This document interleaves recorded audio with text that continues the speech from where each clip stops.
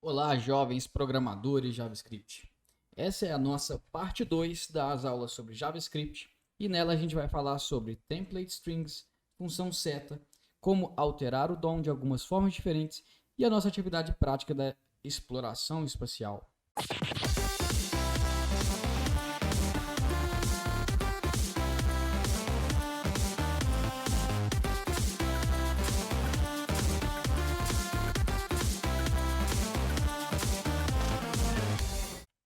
Na última aula, a gente viu três elementos HTML que a gente não tinha visto ainda, que eles nos permitem colocar o usuário para digitar alguma coisa.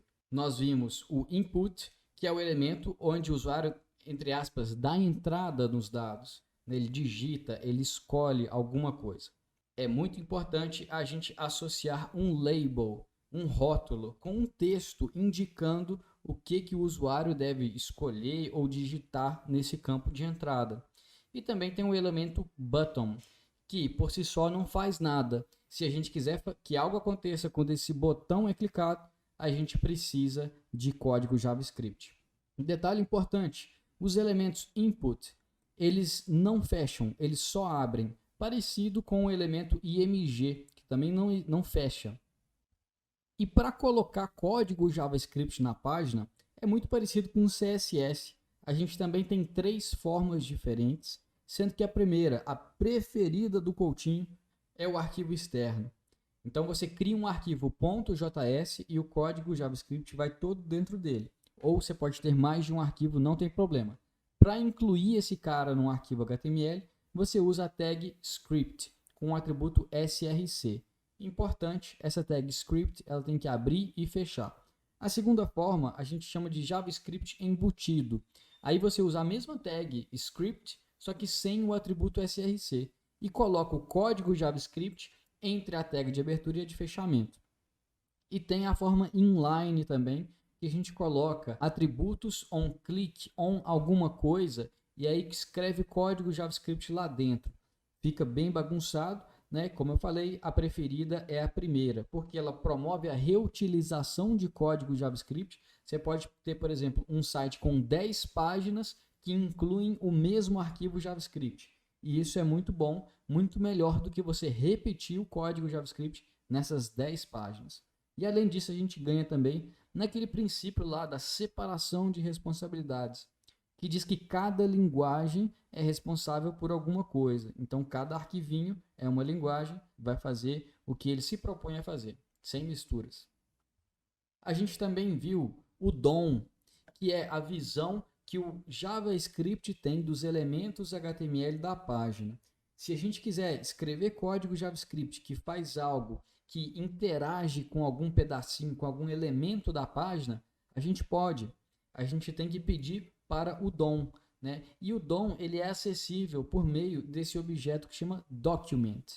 Se eu quiser, por exemplo, interagir com um elemento que é a logomarca da minha página, eu preciso chamar document.querySelector e passar como parâmetro um seletor CSS que indica que elemento eu quero que ele pegue lá da página. Esse cara, document_querySelector, ele vai retornar uma referência a esse elemento.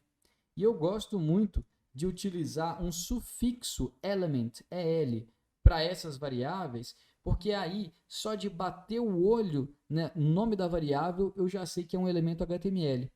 E esse elemento pode ser uma imagem, pode ser um botão, pode ser uma div, qualquer coisa. Todos os elementos HTML da página, existe uma série de coisas que eu posso fazer com eles. Por exemplo, eu posso colocar um clique num botão, mas eu também posso pôr um clique numa imagem, numa div, num parágrafo, numa lista. Posso colocar em qualquer elemento HTML. Então, de novo, quando eu vejo uma variável com o sufixo element, eu mesmo agradeço o Coutinho do passado que criou essa variável com esse sufixo, porque o Coutinho do presente vai saber, né, que ele pode chamar, por exemplo, um addEventListener nessa variável para poder registrar um evento de clique ou algum outro.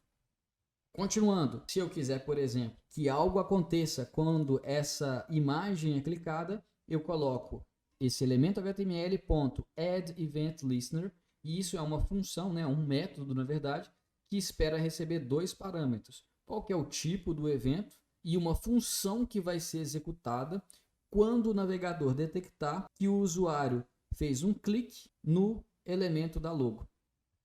Hoje nós veremos as template strings, que são uma forma diferente e mais recente de representar strings em JavaScript. A função seta, que também é um lance recente para a gente declarar funções de uma forma bem sucinta, uma sintaxe bem legal.